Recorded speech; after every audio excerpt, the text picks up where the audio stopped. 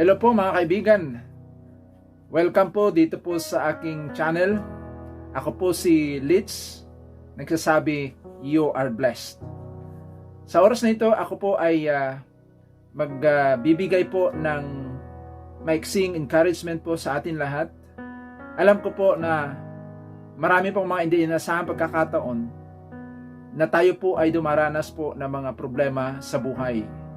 Na kung minsan, hindi lamang po kagagawan ito ng ating paligid, kundi resulta ito ng ating mga sariling pagkakamali.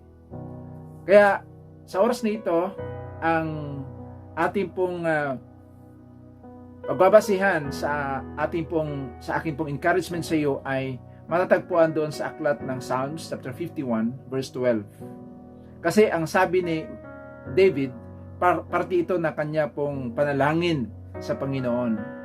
Sapagkat siya rin, si David din, ay, alam niyo po, si David ay may nagawang pagkakamali o pagkakasala sa kanyang buhay na nagdulot sa kanya ng wala ng gana, sadness, wala ng excitement, wala ng joy sa kanyang buhay, sa kanyang paniniwala sa Diyos at maging sa kanyang araw-araw na buhay. So dito, makikita natin, mapapansin natin yung prayer ni David. Sabi niya kasi, sa verse 12, sabi niya, "Restore unto me the joy of your salvation, and renew a right spirit within me." Ulitin ko yung talata. Restore unto me the joy of your salvation, sabi niya sa Diyos, and renew a right spirit within me. Iyon yung panalangin ni David. Sapagkat malinaw dito, bago pa man yung talata na yon, ay sa earlier na mga verses, mapapansin natin doon na meron nagawang pagkakamali si David. Alam niyo po mga kaibigan, mga kapatid, ay ang pagkakamali ay nangyayari yan. Sapagkat tayo po ay naninirahan sa material world. Itong mundo natin, wala pong perpektong tao. Perpekto sa ugali, perpekto sa pagdidesisyon, perpekto sa pag-iisip, perfect ang kalusugan. Wala pong taong ganon. Kaya dito, makikita mo sa mundong ito, you will find mistakes are just part of daily life. Ang pagkakamali ay nangyayari ito sa trabaho natin, maging sa pagpili natin sa ating mga kaibigan, tayo po ay nagkakamali. And even dun sa pagdidesisyon natin sa ating pong mga finances.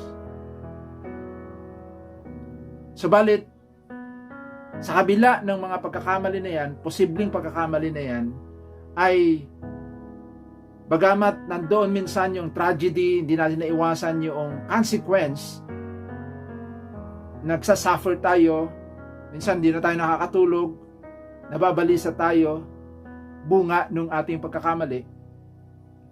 Subalit, ito ang masasabi ko, mga kapatid, mga kaibigan, ang mga pagkakamali natin, karamihan sa mga pagkakamali natin, pwede itong mistakes na ito, it can be turned into our own good.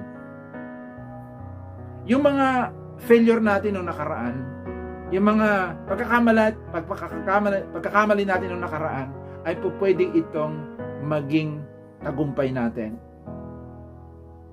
Kailangan lang natin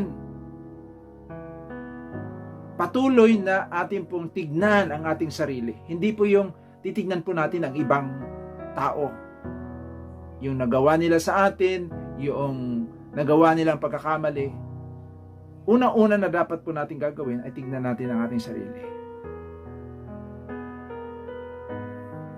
Kung sa panahon na ito, kung sa oras na ito, ikaw ay nababalisa, ikaw ay galit, o ikaw ay nagdurusa sa pagkakamali mo, o nagdurusa sa dulot ng isang hindi magandang pangyayari, yung inaasahan mo hindi nangyari, you are so upset. So, itong bagay na ito ay napakahalaga na ma-resolve mo sa iyong sarili. At ma-resolve lang ito kasama ang Diyos. Kaya mga kapatid, ulitin ko, yung ating failure sa nakaraan, yung mga trahedya natin na nangyari sa nakaraan, pwede itong maging tagumpay natin sa ating pong hinaharap. Pwede mong baguhin sa ngayon, any moment from now, pwede mong baguhin ang direksyon ng iyong buhay. Alam mo kung bakit? Bago pa man mangyari ang isang trahedya sa buhay natin, alam na ng Diyos. Alam na ng Diyos yan. At ito ang maganda, kapatid. Dahil alam niya na ihanda na niya ahead of time. Bago pa mangyari yon, ay naihanda na niya ang kanyang gagawin doon sa trahedya na nangyari sa buhay mo. He can turn your mistakes into miracles.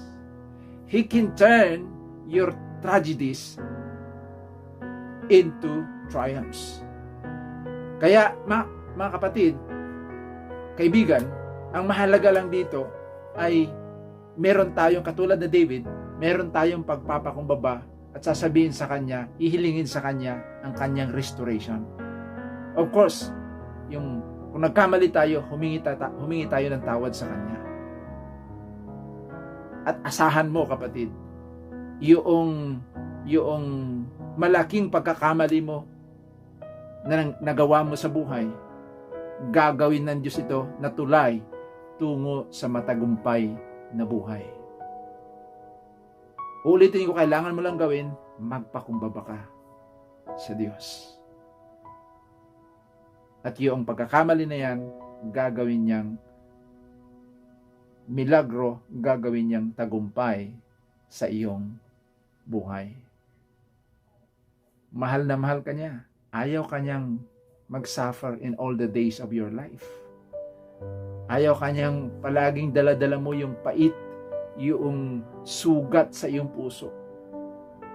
Gusto niyang alisin yan at ilagay niya ang kagalakan. Ilagay niya yung pag-asa sa iyong buhay. Kaya huwag ka nang magdalawang isip, kapatid. Huwag ka nang magdalawang isip, kaibigan. Kung nararanasan mo ito sa iyong buhay, may pagkakasala ka, may pagkakamali ka, na guilty ka, araw-araw dala-dala mo yan. Naghihintay sa iyo ang Diyos, kapatid. Naghihintay sa iyo ang Diyos, kaibigan. Pag nag-iisa ka, kausapin mo ang Diyos. Kagaya ng David, sabi niya, restore unto me the joy of my salvation, of your salvation, and renew a right spirit within me. Hindi sinungaling ang salita ng Diyos. He is going to restore you. He is going to restore it back, the joy, the excitement. Ilalagay niya yung bagong kalakasan, bagong pag-asa sa iyong buhay. Kaibigan, kapatid, kayang-kaya mo yan.